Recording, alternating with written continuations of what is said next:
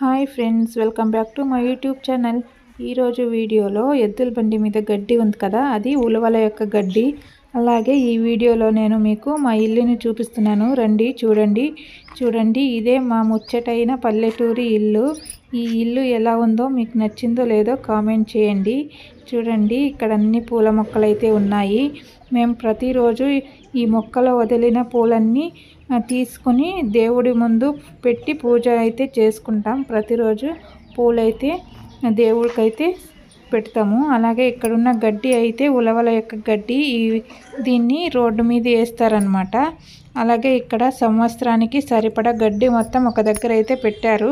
దీన్ని పొలం నుంచి తీసుకొచ్చారనమాట. మా దూడలకి ఎండాకాలంలో ఇంటి దగ్గరే కట్టేస్తాం కదా, అప్పుడు వాటికి వేయడానికైతే ఈ గడ్డిని స్టోర్ చేశారు. చూడండి, అలాగే ఇక్కడైతే అక్క చెల్లెమ్మలు ఇద్దరు ఎలా పడుకున్నారో చూడండి, ఎంత బాగా పడుకున్నాయో. అలాగే ఇద్దరు ఇక్కడ పాలైతే తాగుతున్నారు వాళ్ళ అమ్మ దగ్గర. చూడండి, ఈ వీడియో మీకు నచ్చినట్లయితే లైక్ చేయండి.